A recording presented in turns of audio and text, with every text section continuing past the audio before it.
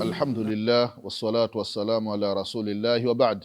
Ndugu zangu katika imani, na kuhusieni pamoja na kuihusia nafsi yangu katika swala la kumcha Allah subhanahu wa ta'ala. Tuna mada yetu ya qanadil, mada ambayo inazungumzia nuru inayopatikana ndani ya taa, mwangaza unaopatikana ndani ya taa.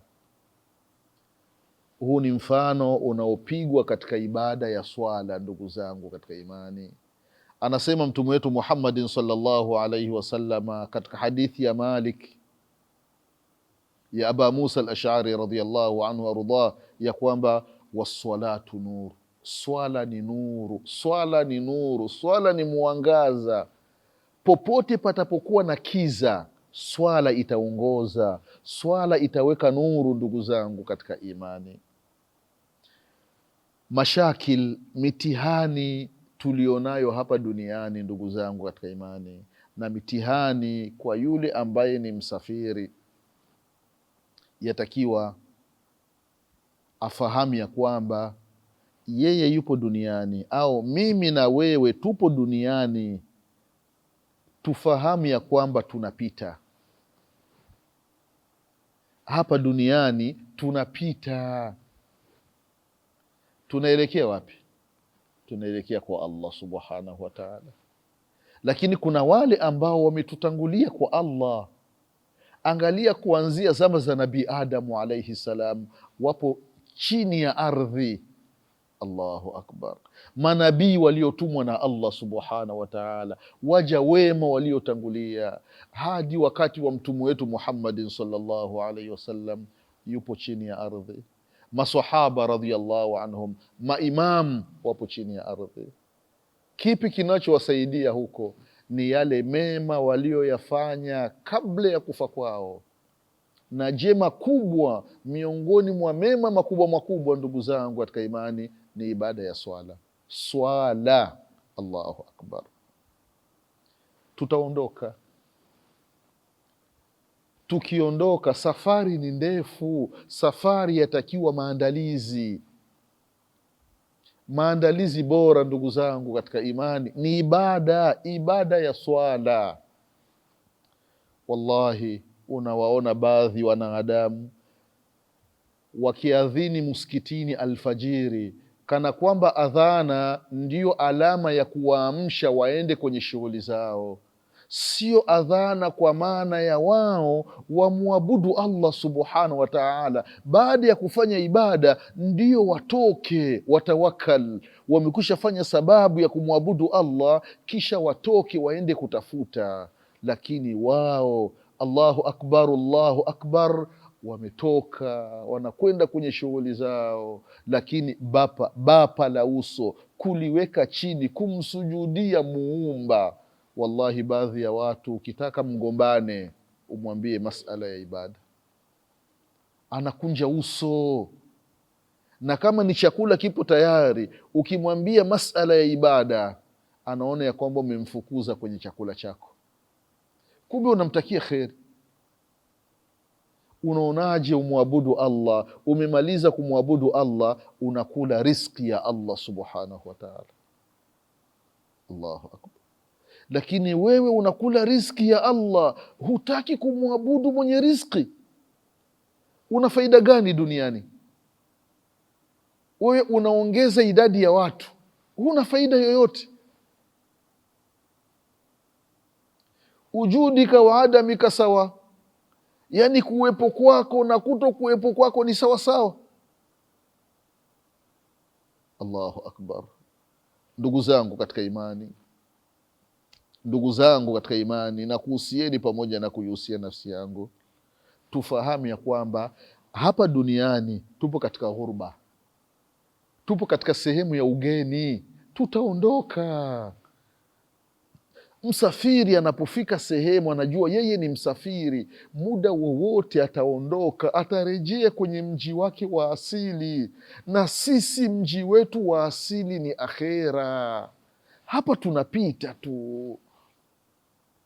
Allah anatukumbusha ndani ya Qur'ani ya kwamba walal akhiratu khairun laka min alula, akhira ni bora kuliko hii dunia. Lakini baadhi ya watu namna walivyozama kwenye dunia, kana kwamba wataishi miaka na miaka, kana kwamba kwenye fikra zao hakuna kitu kinachoitwa kifo. Ibada ndugu zangu katika imani, sisi ni wasafiri, tulitambue hilo, tufanyeni maandalizi. Vile vile tupo duniani ni sehemu ya ibtilaati, mitihani mbalimbali. Mitihani namna gani tutaitibu hiyo mitihani? Ni swala ndugu zangu katika imani, swala. Mwangalie Amiri lmuminin Umar bn Lkhatabi radiallahu anhu, baada ya kuchomwa na hanjara, kuchomwa kisu tumboni, anapewa maziwa, anakunywa maziwa, yanatoka kwenye matumbo yake, anaona ya kwamba hapa hakuna kupona. Anapoteza fahamu Amiri lmuminina, fahamu inarudi baada ya muda. Jambo la kwanza anasema, asalla lmuslimin, hivi watu wamekusha swali? Wanamwambia naam ya amira almuminina, tumekusha swali. Anasema maneno yake maarufu ya kwamba la hadha fi lislam liman taraka sala, hana chochote katika Uislamu yule ambaye haswali. Mama, unapika chakula, Allah anakujalia chakula kimewiva, lakini hutaki kumwabudu Allah. Baba, unakwenda kutafuta, Allah anakujalia unapata, badala ya kumshukuru Allah hutaki kuswali. Kwa nini hatumshukuru Allah subhanahu wa ta'ala? Ndugu zangu katika imani, ibada hapa duniani, sisi ni wasafiri, muda wowote tutaondoka. Tufanyeni maandalizi ya kutosha. Maandalizi makubwa ni ibada ya swala, ndugu zangu katika imani. Mengine ni ziada, ndugu zangu katika imani. Tuelewe ya kwamba tutarejea katika mji wetu wa asili. Ili tufaulu huko ni kufanya maandalizi ya swala, ndugu zangu katika imani, ndio itakayotusaidia huko mbele. Wala tusifanye ujanja. Wewe Muislamu, baba Muislamu, mama Muislamu, bibi na babu wa Islamu, wewe unaswali siku ya Idi ndio unaswali, kana kwamba siku ya Idi ndio siku ambayo Allah anapatikana. Masiku ya kawaida Allah hayupo. Ya subhanallah. Na wewe ni Muislamu, unashindwa na yule aliyetamka shahada. Wewe alhamdulillahi umezaliwa hukutamka shahada, lakini una rafiki yako ametamka shahada, huenda ametamka shahada muskitini, lakini yeye ni swala 5. Wewe ambaye umezaliwa ndani ya Uislamu huoni hiyo neema? Kwa nini huswali? Na baya zaidi, ndugu zangu katika imani, imefikia hali baadhi ya Uislamu, wallahi muda wa swala umefika, wapo wawili, anamwambia rafiki yake, wewe nenda ukaswali, mimi nakusubiri nje. Ya Allah, subhanallah. Kweli wewe Muislamu unamsubiri yule aliyetamka shahada aende kuswali, wewe unamsubiri nje, akimaliza swala mnaendelea na safari yenu? Kweli? Allahu akbar.